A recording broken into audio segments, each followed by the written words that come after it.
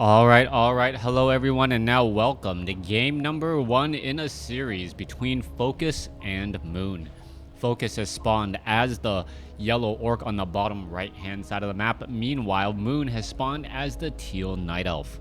Night elf versus orc in this 1v1, and it seems like I'm casting a lot of night elf versus orc right now. Not really quite sure. I'm just going through the histories of a bunch of WarCraft 3 games and trying to pick the ones that are highly rated or with recognizable players, and they seem to be a lot of Night Elf versus Orc matchups. Not quite sure if it's because Night Elf and Orc just generally tend to make it far in tournaments, or if there just seems to be a larger number of recognizable players who are Night Elf and Orc, or, well, a combination of other things. Very, very difficult to do all of this research as, well, I don't think anyone really wants to do a PhD in the study of WarCraft 3 tournament results. Anyways, let's go ahead and break things down here. Focus opening up with that barracks, Altar of Storms Burrow barracks in that order. Does get the Voodoo Lounge before the burrow is done, meaning that we will be a little bit delayed in getting to tier 2. Now, Focus will most likely end up delaying his second Orc Burrow, and by delaying that second Orc Burrow, what will allow him to do is, well, train up one Grunt, have one Blade Master, tech to tier 2, and then try to get up to that Spirit Lodge and Bestiary relatively quickly. He is going up against the famous and infamous Moon. Moon, known as the 5th race of WarCraft 3. He is just that unpredictable at times, but at the same time, he doesn't seem to be up to his old caliber. These players, I guess it's one of those situations where training in WarCraft 3 or training in any video game for that matter, if you stop practicing or stop playing for just a little bit, your skills do tend to fall off relatively fast. Demon Hunter going to make its way over, finish off this Renegade Wizard here. The Archer should be pulling back, making sure to not get any additional damage onto any of these units, or not deal a killing blow to any of those units, as the Ancient of War still taking a little bit more damage still. Manual of Health picked up. Rogue going to get taken down. Now going after the Apprentice Wizards as well. It looks as though the targets are switching back over to this Ancient of War, who should be making it to the central location. Blade Master, however, skips his local creep camps and decides to go for the assassin in the corner of the map. He does end up picking up a Circlet of Nobility? Alright, he picks up a Circlet of Nobility. It doesn't look like he had any time to visit his shop, so he picks up a Circlet of Nobility, a relatively useful item here, and now makes his rounds out across the map. How much damage can he do? Where is he going to go? He's trying to disrupt his opponent. Little does he know that Moon is also with the same mind, attempting to figure out where exactly his opponent is. Blade Master going to be going after all of these poor wisps. One more shot. There's the detonation. Blade Master unable to really get any easy kills as the wisps are wandering back and forth in between the Altar of Elders here. Ancient of War taking a bit of damage, unable to root itself, as this is going to become problematic. Our Wisp going to make its way over to try and fight back. There is a Wisp, there's a heal, and now the Blade Master continuing to fight back once more. Where's the Demon Hunter? Demon Hunter does mana burn off at least 50 mana from that Blade Master, as the Blade Master was hoping to finish off a Wisp but was unable to do so. Now, it looks as though the Blade Master may try to pick up Dust of Appearance, also picks up Boost of Speed. Archers will not be able to Shadow Meld as the Blade Master chases down that lone Archer here. All of this is because the Blade Master and that Grunt cannot really mass up a large enough army to really start creeping. We can see a second Orc Burrow and third Orc Burrow has already been placed down. Meanwhile, the Ancient of War down to 211 hit points, but climbing as it's able to get regenerated by some wisps, but more importantly, regenerating by eating a handful of trees nearby.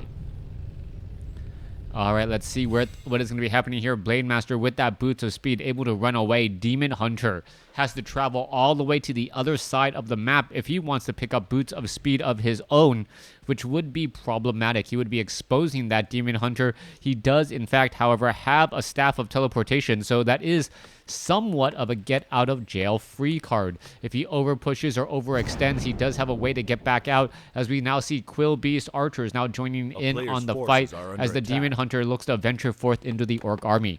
All right, Blade Master once again going after the Null Assassin, who is just simply standing right there. A little bit of poison damage, a little bit of extra damage here. What will be dropped? Claws of Attack +6, perhaps the item he is looking for. Instead gets a second Circlet of Nobility. Not too bad, but not necessarily that good either. Beastmaster now gonna get some additional damage onto these Kobold Tunnelers, get some experience on the board, picks up Slippers of Agility, a fairly useful item. More important that it doesn't get in the hands of the Blade Master, as the Tauren Chieftain is now being added. This Demon Hunter venturing forth to try and disrupt this Spirit Lodge production. A Bestiary may be added in here as well, as the Demon Hunter ventures forth a bit too far. He's trying to escape, and maybe he should perhaps just teleport out. Yeah, he is just running behind every which way. Just teleport out. Oh, is he going to be able to teleport out? That's going to be a big question. There you go, finally getting the teleport damage, and the Demon Hunter escapes at 57 hit points. All right, that Demon Hunter had no business being there. Gauntlets of Ogre Strength +3, the difference between being okay and being dead. Gauntlets of Ogre Strength +3, providing a little bit of health regeneration, but 75 additional hit points. Well, 75 was greater than 57 the last time I checked. Demon Hunter needs to get to level 3 in order to shut down that Tauren Chieftain. However, the Beastmaster seems to be absorbing a bit more experience, as the Demon Hunter knows that, well, that level 5, or excuse me, yeah, level 4 Brigand was taken out. I believe it's a level 4 Brigand. Tauren Chieftain now looking to get to level 2. Ended up getting Shockwave first as opposed to Endurance Aura. The Shockwave, however, was not enough to finish it off. All right, Gauntlets of Ogre Strength +3. Why is it being left behind right there? There's a mana burn. Gonna get in some damage, and there is some damage already to be had. All right, more damage being added. Is that Tauren Chieftain gonna lose more mana again? Gauntlets of Ogre Strength +3 transferred to the Beastmaster as another mana burn comes forth. Tauren Chieftain now out of mana. Blade Master sitting at 160. Demon Hunter could turn around and shoot back a bit more damage. Blade Master at +4 attack. Demon Hunter at +6. Who is going to come out ahead, as the Gauntlets of Ogre Strength +3 have been transferred. Units now looking to retreat back once more. Tauren Chieftain sitting at level 2 with Healing Salve, Speed Scroll, and Gloves of Haste. Glove of Haste should be given to that Blade Master momentarily, as he wants to be the one attacking faster.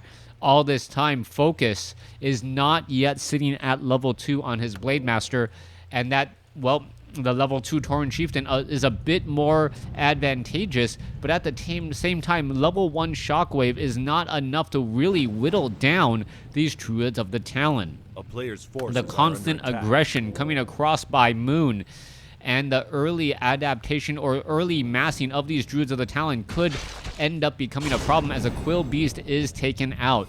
All right, are the units going to be coming across from the north? Yes, they will. However, they are heading straight over to the Renegade Wizard Creep Camp. Enforcers, Brigands, all right here, ready to go, as the Demon Hunter and Beastmaster ready to charge on in. Beastmaster taking a little bit more damage than he would like right now. Enforcer now switching aggro over to that Ancient of War, as that Ancient of War gets taken down. 1 down. Well, 2 down, 3 to go. Tome of Intelligence left behind for the Beastmaster. Meanwhile, Blade Master now gets to level 2, finally on the board with level 2 experience, allowing him some critical strikes.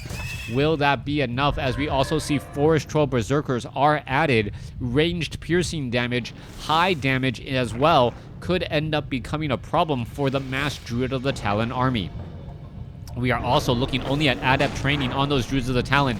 They're not going to be able to Cyclone, obviously, for a little while longer, as we are looking for the upgrade to Tier 2. And did it just finish? Yes, it just finished. Level 2 now done, as the Goblin Tinker, Beastmaster, and Demon Hunter now head back off to the north. Meanwhile, let's see, Goblin Tinker, no chance of really leveling. Demon Hunter may get to level 3, which would be critical if the Beastmaster and Demon Hunter both get to level 3. Level 3 Quill Beast, or even level 3 Hawk, which does deal magic damage much stronger, as we're now looking at the Demon Hunter teleporting or just heading back home. Did he get to level 3 first? That's the big question. No, he did not. He got stabbed of Preservation home before he got to level 3. Beastmaster now sitting at level 3, as the Goblin Tinker and the remaining units are now coming back. All right, Demon Hunter gonna charge on in here, hoping to get to level 3, and he does so, picking up or leaving behind, rather, a Mantle of Intelligence. Quill Beast is not attacking that Mantle of Intelligence. The Mantle of Intelligence will, in fact, stay there. Goblin Tinker is, as you would guess it, an intelligence-based hero, but he doesn't want to wear the cloak. All right, Tinker now making its way back down. We'll see what's going to be happening next. Level 2, going up against a level 3, level 1, as the Blade Master is going to be forced to pull back here, taking a little bit of damage once more as his opponent is very much nearby. Peons doesn't even stand a chance in the walk by this gauntlet. There it goes, as we're now going to be looking at a big fight here. Fairy Dragons should be ready to go. There is a Windwalk strike straight up on the Demon Hunter, but the Demon Hunter has nothing really to worry about as we see a Cyclone picking up that Raider here. All right, looks like it is going to be an engagement. Shockwave does go down. Cyclone picking up the problematic units a bit more, as units are ready to fight once again. Tauren Chieftain does get to level 3, but gets mana burned at the same time. No more mana on the board. Blade Master looking to engage. Blade Master does have Potion of Invulnerability and still has one as well, so he's going to be able to follow up this play rather continually as the Demon Hunter looks to try and finish off some of these units still. Swirl of Healing counteracting a bit of that early damage. Grunt still trying to fight. Fairy Dragons are still right off over here as another Spirit Walker, number 1, gets taken down. Number 2 could get taken down. Is it going to get mana burn? No, it is not. That mana burn would have finished it off, as the Fairy Dragons are now finishing off some peons. Demon Hunter now coming across. Focus gives the GG, as he just simply fell too far behind and lost in all 3 categories. Thanks for watching. Thanks for listening. Hope you guys enjoyed game 1. Please stay tuned for game number 2.